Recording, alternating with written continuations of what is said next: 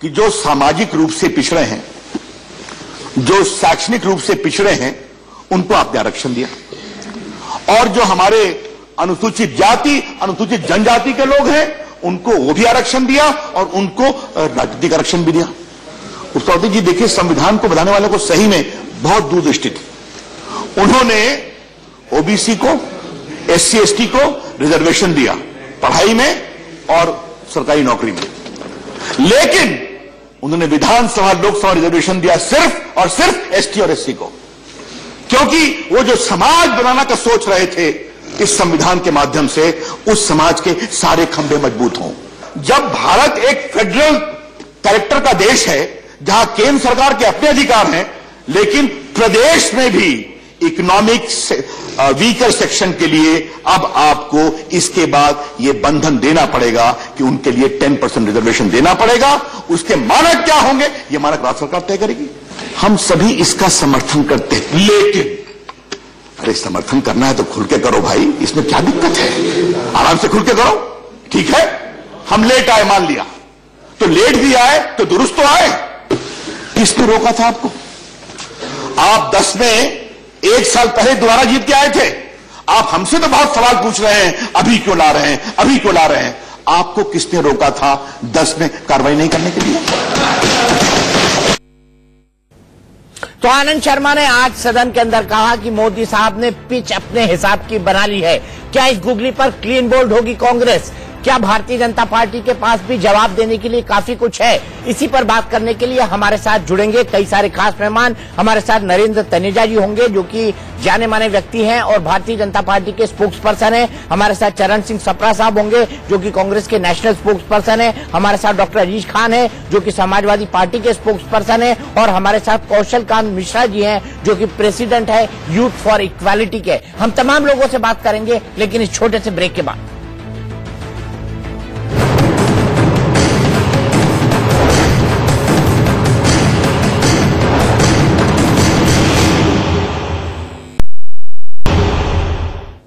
क्या 10% कोटा 2019 का ब्रह्मास्त्र होगा? क्योंकि आनंद शर्मा ने कहा कि पिच नरेंद्र मोदी ने अपने मन मुताबिक तैयार कर ली है। इसी पर हमारी बड़ी बहस होगी, जवाब तो देना होगा। हमारे साथ जो खास मेहमान जुड़े हैं, उनसे एक बार फिर से तारुफ करा देता हूं। हमारे साथ नरेंद्र तनेजा जी हैं, जो कि बीजेपी के स्पोक्स पर्सन है। चरण सिंह सप्रा साहब हैं, जो कि कांग्रेस के स्पोक्स पर्सन है। डॉक्टर अजीज खान है, समाजवादी पार्टी के स्पोक्स पर्सन है। और डॉक्टर कौशल कांत मिश्रा साहब हैं, जो कि प्रेसिडेंट है यूथ फॉर इक्वालिटी के। नरेंद्र तनेजा जी, सबसे पहले ये जानना चाहता हूं कि 8 लाख की लिमिट रखी है, जबकि जिसको गरीब माना गया है, जिसको आरक्षण का फायदा मिलेगा, जबकि इनकम टैक्स की लिमिट 2.5 लाख की है। तो मुझे आप ये बताइए कि 8 लाख की कैसे लिमिट तय की गई? क्या इसके लिए कोई स्टडी की गई? क्या इसके लिए किसी तरह का क्राइटेरिया बनाया गया? इस फिगर को किस हिसाब से लिया गया है इस पूरे बिल के अंदर, इस पूरी एक्सरसाइज के अंदर? नहीं, दीपक जी, पहली बात तो पूरा हर चीज का अध्ययन किया गया है। जो इनकम टैक्स की लिमिट है वो एक व्यक्ति के लिए, इंडिविजुअल के लिए है, और ये जो 8 लाख की लिमिट है ये परिवार के लिए है, पूरे हाउस होल्ड के लिए। तो फर्क है दोनों के अंदर। 8 लाख में पूरा मतलब फैमिली यूनिट, और इसमें आएगा खाली एक व्यक्ति। इसका पूरी तरह अध्ययन किया, एक एक चीज का बारीकी से अध्ययन किया गया। जो सामाजिक अन्याय हो रहा था ब्राह्मणों के साथ, बनिया, ठाकुर, जितनी भी ऐसी जातियां हैं, हम सबके साथ अन्याय हो रहा था। क्या गरीब होना गुनाह हो गया था? सालों से, दशकों से मैं खुद ऐसे तमाम लोगों को जानता हूं जो सिर्फ इसलिए उनको पीड़ित हो रहे थे क्योंकि वो ब्राह्मण है, क्योंकि वो सवर्ण है, क्योंकि वो ठाकुर है, क्योंकि वो बनिया है। किस तरह का न्याय था वो? किस तरह का सामाजिक न्याय था? आज डॉक्टर अंबेडकर स्वर्ग में बैठ करके नरेंद्र मोदी जी को धन्यवाद दे रहे होंगे, कॉम्प्लीमेंट कर रहे होंगे कि आज उन्होंने वो काम किया जो उनका सपना था। न्याय, डॉक्टर अंबेडकर भी सबके लिए न्याय की बात करते थे। आज नरेंद्र मोदी जी ने वो काम किया है जो 40 साल पहले हो जाना चाहिए था। लेकिन मैं आपसे जानना चाहता हूं नरेंद्र तनेजा जी, मेरा सीधा सा सवाल, कौन सी स्टडी की गई है? कौन सा कमीशन बनाया गया है? किसकी रिपोर्ट है? क्योंकि जाति आधार, और कब वो संसद में पेश हुई है, मुझे सिर्फ इसका जवाब दे दीजिए। कब वो रिपोर्ट संसद के अंदर पेश हुई है जिसके आधार पर ये इकोनॉमिक बैकवर्ड को रिजर्वेशन दिया गया है? दीपक जी, 1991 में भी इसका प्रयास हुआ था, आपको याद होगा, जिसकी दुहाई कांग्रेस देती है। कांग्रेस ने अपनी मैनिफेस्टो में इसी की बात उस वक्त आधार था मंडल कमीशन की रिपोर्ट के अंदर है सर, उस वक्त आधार था मंडल कमीशन की रिपोर्ट, क्योंकि मंडल कमीशन की सिफारिशें लागू की गई थी, उसके आधार पर वो किया गया था। नहीं, मैं आपको जवाब इसका देता हूं। देखिए, इसका सबसे बड़ा अध्ययन सरकार के पास पूरे राज्य से लेकर के पूरा अध्ययन है। अध्ययन के साथ साथ जरूरी नहीं होता आप आयोग बनाएं। आयोग तो कांग्रेस के जमाने में सैकड़ों बने थे, क्या हुआ? उसके बावजूद भी ये सारे लोग पीड़ित थे या नहीं थे? हमने सब चीज का वैज्ञानिक रूप से अध्ययन किया और तुरंत उस पर फैसला भी किया। मैं जानना चाहता हूं सर, वो अध्ययन है तो संसद के पटल पर क्यों नहीं है? हमने एक्शन किया है। नरेंद्र तनेजा साहब, संसद सर्वोच्च होता है, संसद सुप्रीम होता है डेमोक्रेसी के अंदर। अगर ऐसा कोई स्टडी है तो संसद की टेबल पर वो क्यों नहीं है? मैं आपसे जानना चाहता हूं, कौन सी स्टडी है, क्या स्टडी है, कब करवाई गई है, किसने करी है और किसके आधार पर हुआ है? नहीं, सरकार की स्टडी है। अरे जो दीपक जी, जो करोड़ों लोग पीड़ित थे, वो 40 साल से दुआ कर रहे थे, सरकार को कह रहे थे करिए, 40 साल से कोई, मुझे जो लोग पीड़ित थे उनकी आवाज को सुनना, यही सबसे बड़ी अध्ययन है। जहां तक अध्ययन की बात है वो भी करा गया है, लेकिन सबसे बड़ा अध्ययन ये था पूरे देश में आप जहां जाए, कश्मीर से कन्याकुमारी, मिजोरम से गुजरात, जो लोग पीड़ित थे सिर्फ इसलिए उनकी सजा थी कि वो ब्राह्मण है।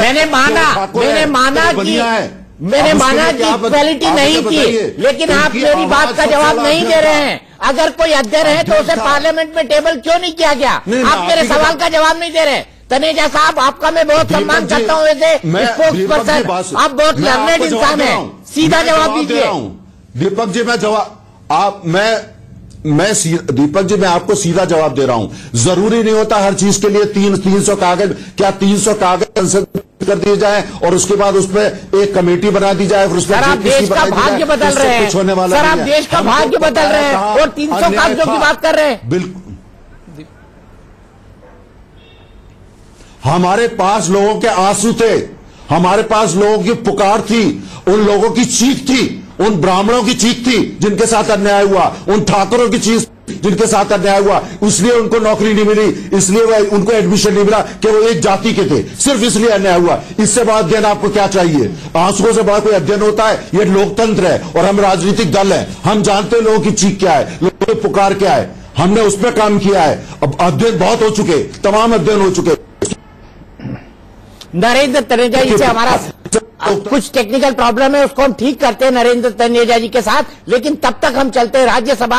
वहां पर रामविलास पासवान जी बोल रहे, सुनते हैं वो क्या कह रहे हैं। जब आप संविधान में जुड़ गया है तो कोई भी आदमी कोर्ट में जाएगा, तो कोर्ट में जब जाएगा तो वो सीधे क्या करते हैं कि संवैधानिक बन जाएगा।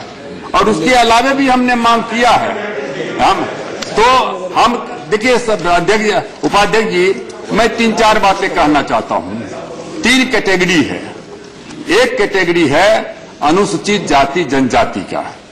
तो जो अनुसूचित जाति जनजाति है उसका क्राइटेरिया सामाजिक है।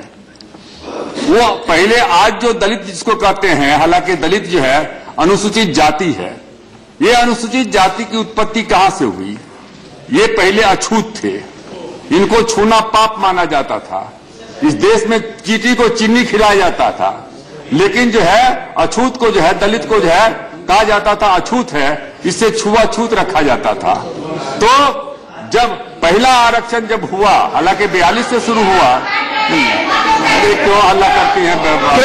कृपया इस तरह से हस्तक्षेप करना सही नहीं है आप। तो उसके बाद जो है, जब उसके बाद क्या कहते हैं कि जो है कि आए, जब क्या कहते हैं कि जब जो है आजादी की लड़ाई क्या कहते हैं कि हुई चली, तो महात्मा गांधी जी ने जो है इसका नाम हरिजन रखा।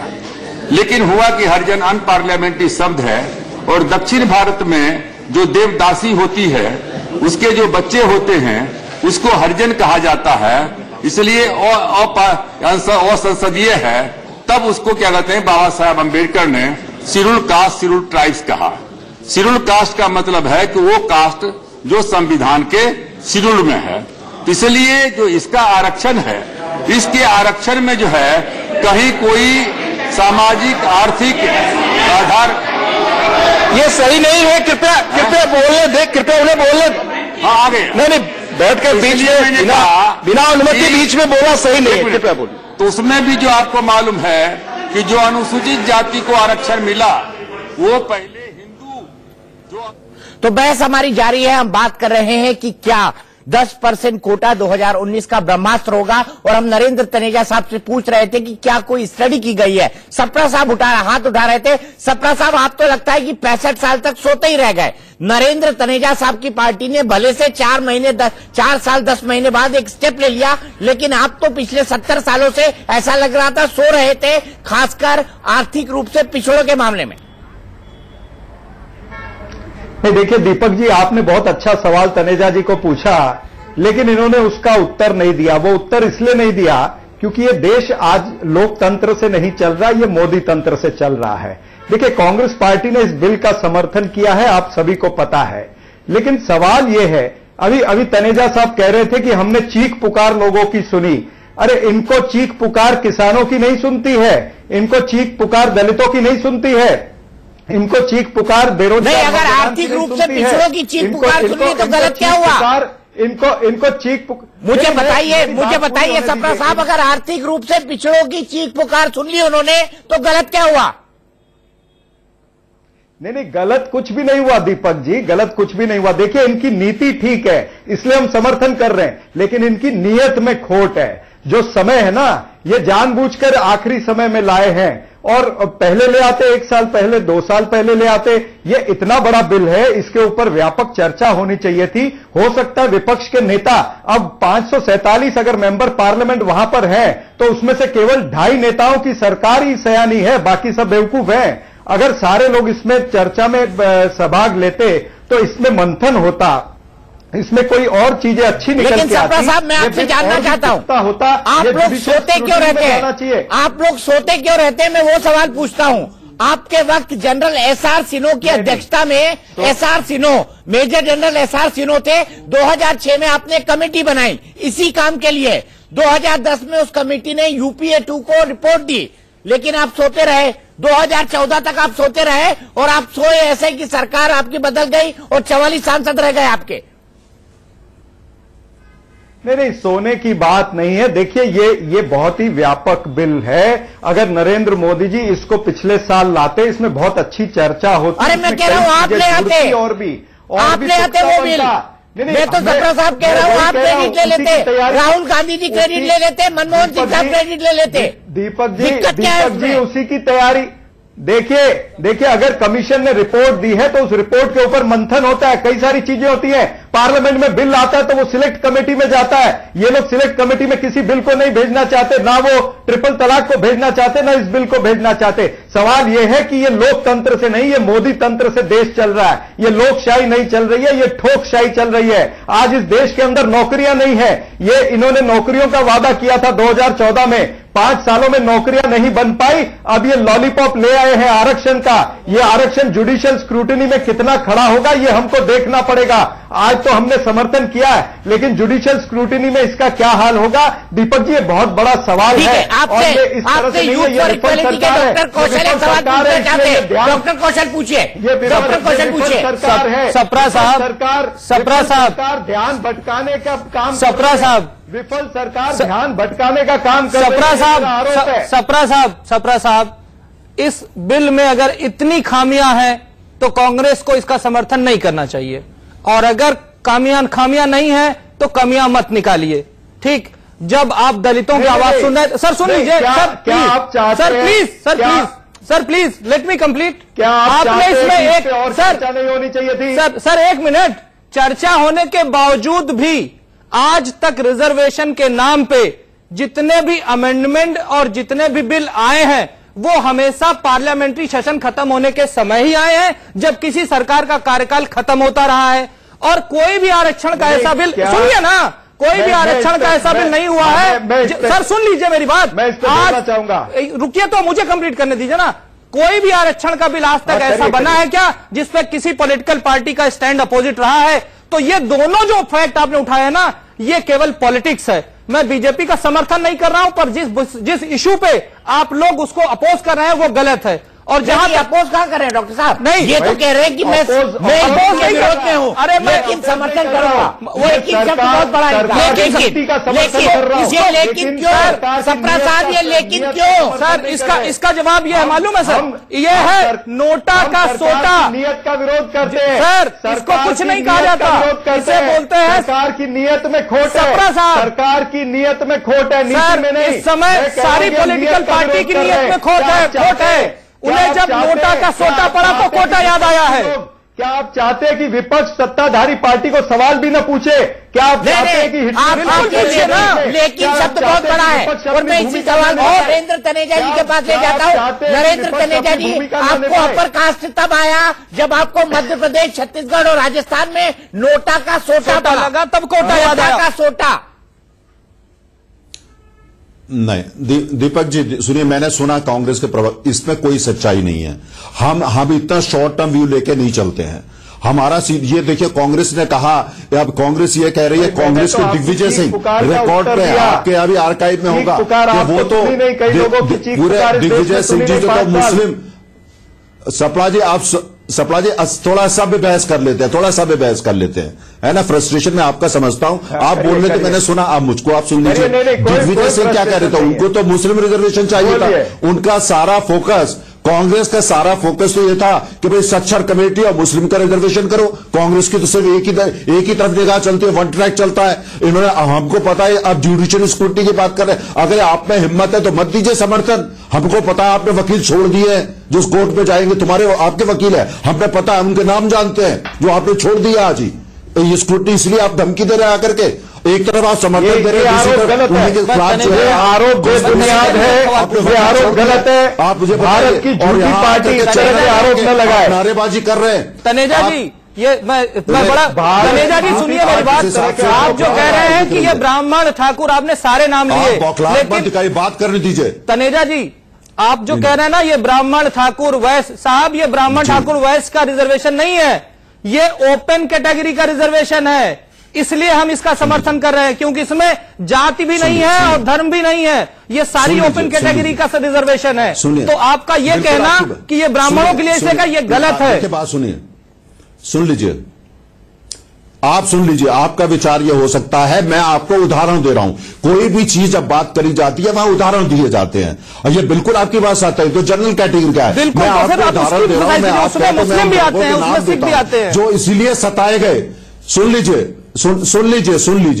आप, ये तू मैं करता नहीं हूं। आप मुझे समय देंगे तो मैं बोलूंगा, है ना। आप मेरी बात सुन लीजिए, मैं आपकी सुनूंगा। मैं आपको उदाहरण दे रहा हूं, मैं आपको नाम देने को तैयार हूं, सिर्फ इसलिए उनके साथ आर्थिक यातना हुई, उनके साथ सामाजिक अन्याय हुआ क्योंकि वो ब्राह्मण थे या ठाकुर थे। ये मैं आपको उदाहरण दे रहा हूं, उसमें मुसलमान भी शामिल है, उसमें सिख भी शामिल है, उसमें जैन भी शामिल है। मैं सबका आपको उदाहरण दे रहा हूं, इनका भी मैं नाम ले रहा हूं। प्रश्न इस बात का है, लेकिन कांग्रेस पार्टी आपके टीवी चैनल पर भी नारे लगा रही है, कांग्रेस के प्रवक्ता नारे लगा रहे हैं, ये कोई बात नहीं कर रहे, धमकियां दे रहे हैं, हम ये कर देंगे, जुडिशियल स्क्रूटनी नहीं हो पाएगी, और नारे लगा रहे हैं। आप ये बताइए, अगर आपको इतनी आपत्ति है, बिल सभी के लिए है, और आप जातियों का नाम लेकर के वोट लेना चाहते हैं। मैनिफेस्टो में लिखा था, कितने लॉलीपॉप बांटोगे? मैनिफेस्टो में लिखा था, कितने लॉलीपॉप बांटोगे? आप लिखना भूल गए थे, आप मैनिफेस्टो में लिखना भूल गए थे नरेंद्र तनेजा जी। मैं मेरा आपसे सीधा सवाल है, सप्रा जी 1 मिनट रुकेगा, और डॉक्टर जी साहब मैं आपके पास 1 मिनट आता हूं। आपने अपनी बात रखी नरेंद्र तनेजा जी, मेरा सवाल है, देखिए अभी तक के जो डाटा है मेरे पास, उसके हिसाब से ये ईपीडब्ल्यू के इकोनॉमिक एंड पॉलिटिकल वीकली का डाटा है। कुल नौकरी है 8 करोड़ 56 लाख, प्राइवेट सेक्टर में है 6 करोड़ लोग, और सरकारी नौकरी में है 2 करोड़ 56 लाख लोग। मैं आपसे जानना चाहता हूं, जब नौकरी ही नहीं है तो रिजर्वेशन देकर आप क्या करेंगे? ये उसी तरह से हो गया कि लोगों ने पूछा कि आदमियों की भीड़ लगी थी, बड़ी फेमस सेइंग है, उन्होंने क्या क्या क्यों लड़ रहे हैं ये लोग, तो पूछा कि ब्रेड के लिए लड़ रहे हैं, तो बोले ब्रेड नहीं है इनके पास, नहीं है तो केक खाओ, नौकरी नहीं है तो आपने रिजर्वेशन दे दिया। दीपक जी सुनिए, आप ईपीडब्ल्यू का जितने भी वामपंथी जर्नल हैं, मैं भी नाम उनमें गिरा देता हूं, जो यही दुष्प्रचार कर रहे हैं। आप मुझे बताइए व्यक्तिगत रूप से कितने लोगों को जानते हैं इनके पास कोई काम नहीं है? हमने ये सरकारी नौकरी का हमने कभी नहीं कहा था, हमने रोजगार की बात करी थी, और हमने जबरदस्त तरीके से रोजगार पैदा करे हैं। आज देश ये दुष्प्रचार है, ये इनका सिर्फ सरकारी, ये जो डेटा आप बोल रहे हैं सरकारी नौकरी की बात कर रही है। हम ये चाहते हैं आप नौकरी देने वाले, दोनों नौकरी की बात कर रहा हूं। हम ये कांग्रेस की संस्कृति जो कुल मिला, हम उसमें बात नहीं करते हैं। अच्छा, और रोजगार का डेटा मैं आपको देता हूं, वो ईपीडब्ल्यू का जो वामपंथी डेटा गलत है, वो दुष्प्रचार है। मैं आपको डेटा देता हूं, जितने हम लोगों ने मुद्रा की मार्फत और डायरेक्ट वो का जो वामपंथी डेटा गलत है, वो दुष्प्रचार है। मैं आपको डेटा देता हूं, जितने हम लोगों ने मुद्रा की मार्फत और डायरेक्ट वो कर करके हमने जितने रोजगार पैदा करे, यूपीए हमने 4.5 साल में पैदा करे, यूपीए 10 साल में नहीं कर पाई। ये इनका दुष्प्रचार है, प्रोपेगेंडा है। अगर ऐसी बात है तो ऐसे ही अगर बोलना जा रहा है, अगर इतनी ज्यादा अनएम्प्लॉयमेंट है, अगर इतने, तो फिर उसके बाद बताइए कि आज भी भारतीय जनता पार्टी इतनी पॉपुलर क्यों है? क्योंकि वो लोग जो ठीक है, नरेंद्र जी आपने अपनी बात रखी। डॉक्टर अजीज खान, क्या एनडीए सरकार ने रोजगार पैदा किए हैं? क्या नौकरियां हैं जिनके लिए ये आरक्षण दे रहे हैं?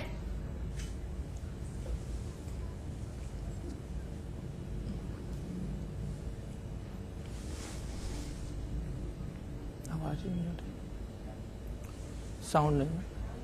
डॉक्टर अजीज खान का ऑडियो नहीं है, सीधे चलते हैं सप्रा साहब के पास। सप्रा साहब, यही सवाल आपसे।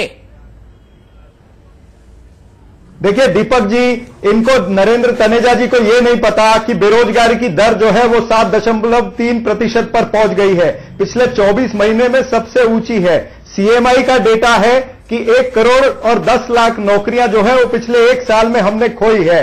इनका लोकसभा का डेटा कहता है कि 24 लाख सरकारी नौकरियां हमने खोई है, रिक्त पड़ी हुई है। तो जब नौकरियां ही नहीं है, नितिन गडकरी इनके मंत्री हैं जिन्होंने खुद कहा कि भाई आरक्षण क्यों मांग रहे लोग, यहां पर नौकरियां कहां है, ये इनके केंद्रीय मंत्री का स्टेटमेंट है। तो ये किसको बेवकूफ बना रहे हैं? ये चुनाव आ गया है तो इसलिए ये गाजर दिखा रहे हैं, ये लॉलीपॉप दिखा रहे हैं। पहले ये नौकरियां जनरेट करनी चाहिए, इसीलिए ये आखिरी में बिल लाए हैं ताकि इस पे व्यापक चर्चा ना हो सके। विपक्ष ये नहीं पूछ सके कि आपने कितनी नौकरियां लाई है। ये पासा पलट जाता अगर ये ज्यादा समय होता इस बिल का चर्चा के ऊपर, क्योंकि इनको हिसाब देना पड़ता था। जो नरेंद्र मोदी जी ने वादे किए 2 करोड़ नौकरियां मैं हर साल दूंगा, उस पर इनको जवाब देना पड़ता था। ये मुद्रा की बात करते हैं, मुद्रा का केवल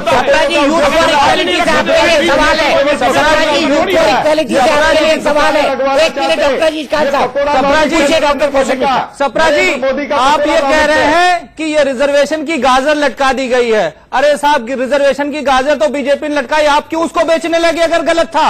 दूसरी चीज, अगर आप 2 करोड़ नौकरियों के बारे में, सर सुन लीजिए, 2 करोड़ नौकरियों के बारे में बात कर रहे हैं। जब 2 करोड़ नौकरियां अगर 125 करोड़ की जनता के 50% यानी कि 80 करोड़ लोगों के लिए ठीक थी, तो वो अगर इसमें 10% और आ गए तो उससे फर्क क्या पड़ जाएगा? नौकरियां तो कभी नहीं होंगी रिजर्वेशन के वजह में। रिजर्वेशन एक कॉन्सेप्ट है, आपको यह मानना चाहिए कि यह पहली बार ऐसा हुआ है कि एक डायनेमिक प्रोसेस शुरू हुआ है। क्योंकि इकोनॉमिक रिजर्वेशन एक ऐसा रिजर्वेशन है, उसमें कल मेरे पास 8 लाख है तो मेरा रिजर्वेशन नहीं है, कल मेरे पास नहीं है तो मेरा होगा। आज तक पिछले 70 साल से जाति, सर सुन लीजिए, जातिगत रिजर्वेशन 70 साल से चला आ रहा है। एक जाति या एक आदमी आप मेरे को पूरे देश का दिखा दीजिए जो डेवलप हो गया हो, जो फॉरवर्ड हो गया हो। आप मेरे को एक आदमी दिखा दीजिए, आप एक जाति की बात नहीं कर रहा हूँ। सप्रा जी मेरे को सिर्फ एक आदमी दिखा दीजिए। नहीं, सप्रा साहब, मैं सबसे क्वेश्चन कर रहा हूँ सारे। सर सप्रा जी, अभी मैंने आपका मेरे सुन लिया, मैं उत्तर दूं, मेरे को मेरा सवाल खत्म होने दीजिए। मेरा सिर्फ एक सवाल है कि सारी पॉलिटिकल पार्टी के नुमाइंदे यहाँ बैठे हुए हैं, 5 वो मेरे को पूरे कंट्री में एक आदमी दे दे जो डेवलप हो गया हो, जिसकी जाति खत्म हो गई हो रिजर्वेशन से। रिजर्वेशन से जाति खत्म नहीं होगी और वो एक फिक्स प्रोसेस है, उसको खत्म नहीं किया जाता। उसके कंपेरिजन में इकोनॉमिक रिजर्वेशन एक बेहतर है। नरेंद्र तनेजा जी, मैं फिर उसी सवाल पे आता हूं जो मैं आपसे पूछ रहा था। क्या था? लोग मांग रहे हैं नौकरियां, आप दे रहे हैं आरक्षण। वो बोल रहे हैं कि साहब नौकरी दे दो, आप कह रहे हैं कि साहब नौकरी नहीं दे सकते, आरक्षण ले लो। एक दीपक जी सुनिएगा, मैंने देखिए पहली बात तो ये रिजर्वेशन खाली जॉब के लिए नहीं है, एजुकेशन इंस्टीट्यूशंस के लिए भी है, जिसमें दोनों तरह के एजुकेशन इंस्टीट्यूशन। तो जो लोगों के एस्पिरेशन और भविष्य निर्माण, आप ध्यान दीजिए, ये दोनों, ये खाली रोजगार के लिए, नौकरी, सरकारी नौकरी के लिए नहीं है, इसमें एजुकेशन आप मुझे भी बोलने का मौका देंगे, नहीं मौका देंगे आप। दूसरी बात सुनिए, दूसरी अच्छा, दूसरी बात दीपक जी, दूसरी बात सुन लीजिए। दूसरी बात जो है बड़ी इंपॉर्टेंट है, हमारा फेडरल स्ट्रक्चर है। अगर हमारे अंदर जो है राज्य सरकार जो होती है उनकी बड़ी भूमिका होती है। मेरा प्रश्न कांग्रेस के प्रवक्ता से सीधा ही है, आप पंजाब में आपने कितने जॉब क्रिएट करे बताइए, पौंडीचेरी में कितने करे बताइए, कर्नाटक में कितने करे बताइए, कितने वहां पे आपने किसान कल्याण किया बताइए, कितने किसानों को पैसा दिया बताइए, आपने क्या करा? ये फेडरल स्ट्रक्चर है, भूल गए जॉब क्रिएट करना राज्यों में आपकी जिम्मेदारी सरकार है और हमारे लोगों ने पंजाब को ध्वस्त कर दिया। आपने पंजाब राज्यों में आपकी सरकार है, कर्नाटक आपकी विफलता बाहर आ रही है। चोरी को अरे ये तो 2 साल पहले पंजाब में आए हैं, उससे पहले आपकी सरकार थी तनेजा जी। ये तो 2 साल पहले पंजाब में आए हैं, उससे पहले 10 साल तक आपकी सरकार थी। दीपक की बात सुनिए, उसके इस तर्क से तो हम तो इस तर्क से एक देखिए, चीका चिल्लाट मेरे से होती नहीं है। अगर आप मौका देंगे तो मैं दूंगा। अभी क्या कर रहा हूं? 10 घंटे बोलना चाहते हैं, बोलिए। आप जरा चुप हो जाइए, अपना साहब थोड़ा सभ्यता सीख लीजिए, थोड़ा अच्छी तरह बहस हो जाएगी। आप जिस बहस में आते हैं आप यही करते हैं, इसीलिए मैं आपने उत्तर नहीं दिया।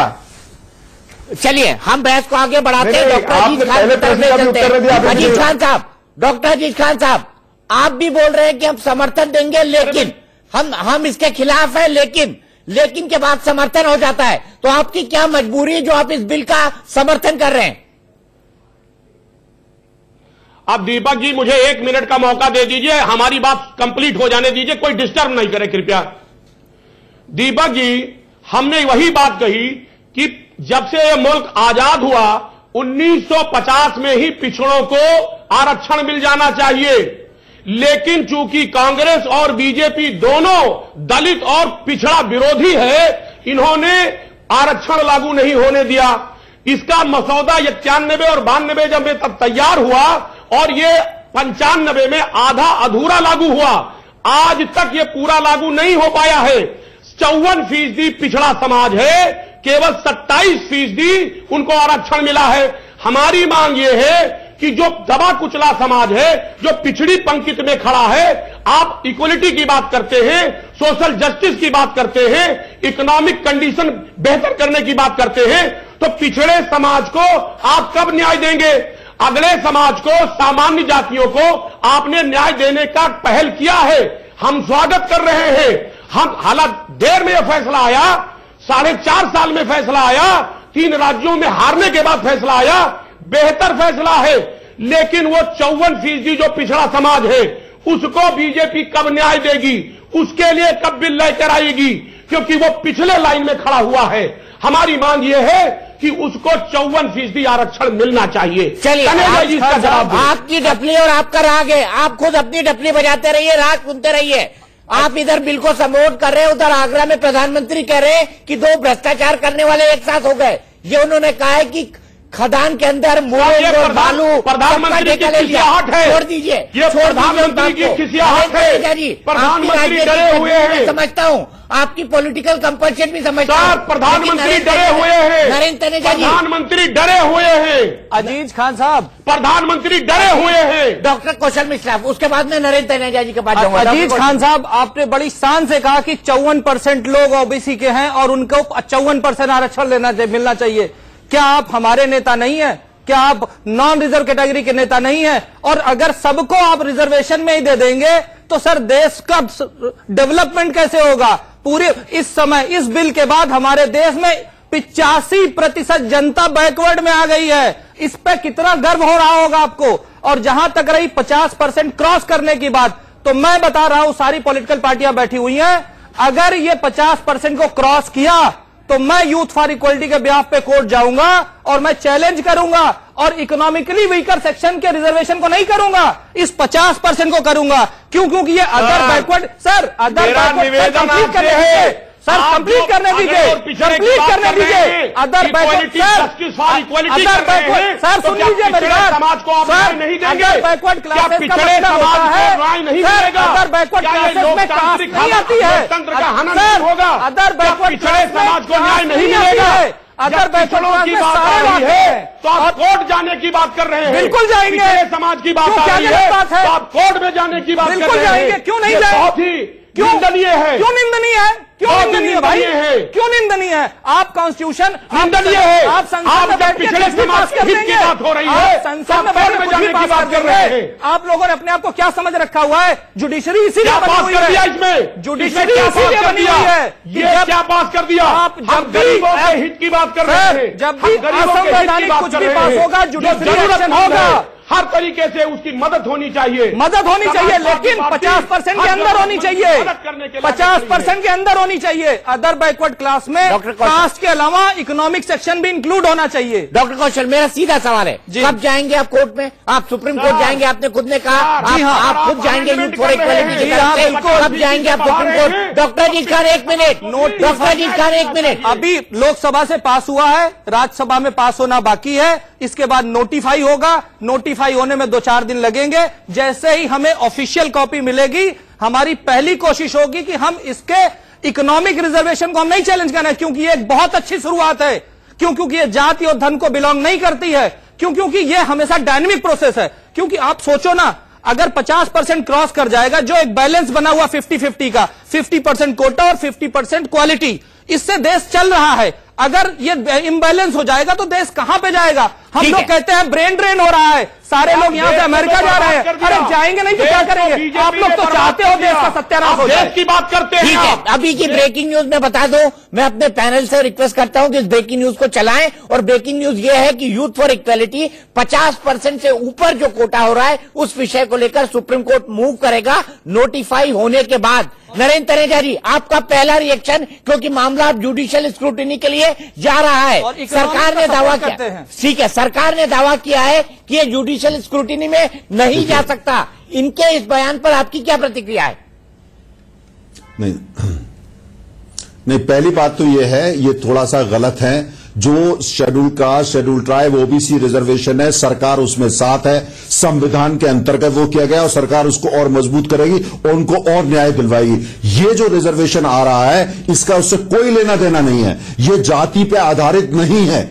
जो संविधान में रिस्ट्रिक्शन है वो जाति को आधारित को लेकर के है। ये इकोनॉमिक क्राइटेरिया है, इससे इसका कोई ताल्लुक नहीं है, कतई कोई ताल्लुक नहीं है। और इसके लिए संविधान में संशोधन किया जा रहा है। नहीं, तनेजा साहब, संविधान 50% से ऊपर तो हो रहा है ना। तनेजा साहब, 50% से ऊपर तो हो रहा है ना।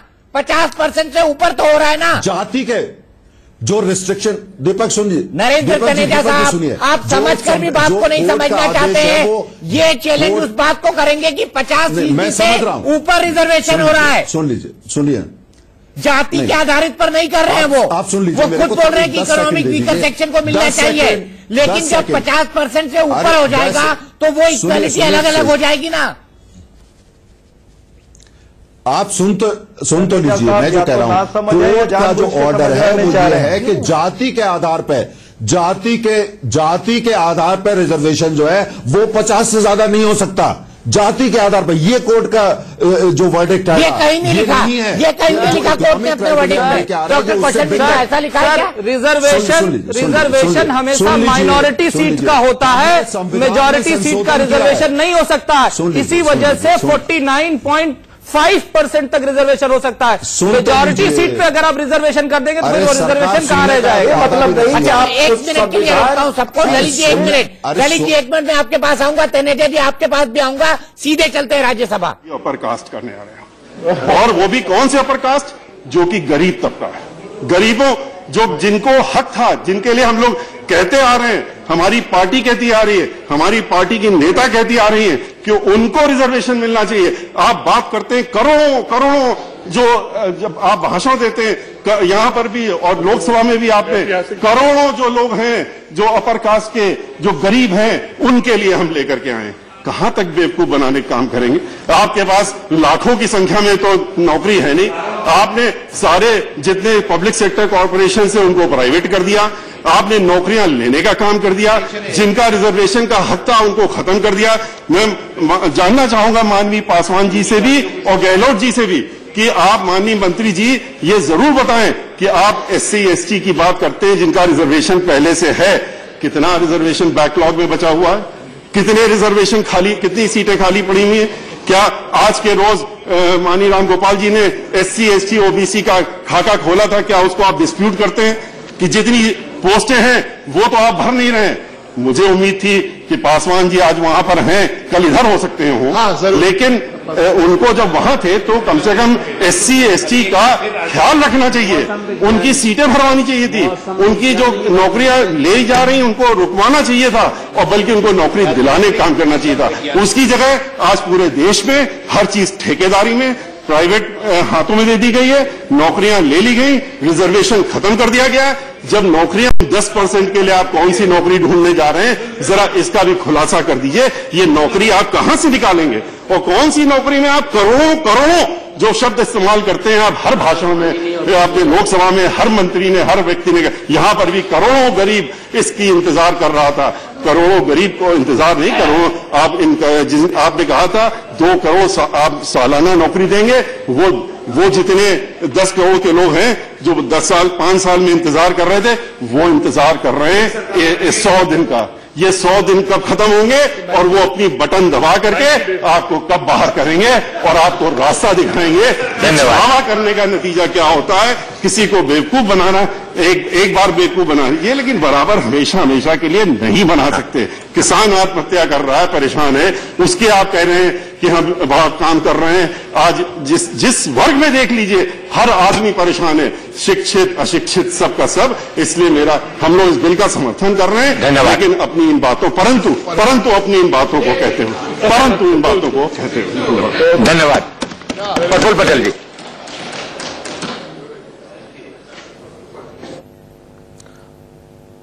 तो परंतु का मामला अभी भी लटका हुआ है। सभी लोग बिल का समर्थन तो कर रहे हैं, परंतु शब्द जरूर लगा रहे हैं, क्योंकि उनको लगता है कि इसके पीछे राजनीतिक चाल है और मोदी सरकार स्लॉग ओवर, यानी आखिरी के 6 महीनों के अंदर अगर छक्के नहीं मारेगी इस ढंग के, तो फिर वो सरकार किस बात की राजनीति वो करते हैं। इसी बात पर बहस करेंगे ब्रेक के बाद।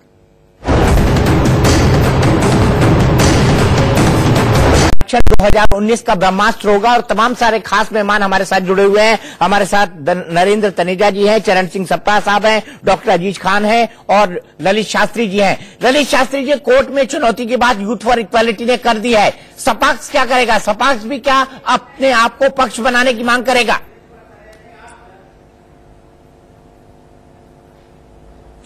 देखिए, पहली बात तो ये गलत बयानबाजी हो रही है कि ये मामला कोर्ट की स्क्रूटनी में नहीं आ सकता।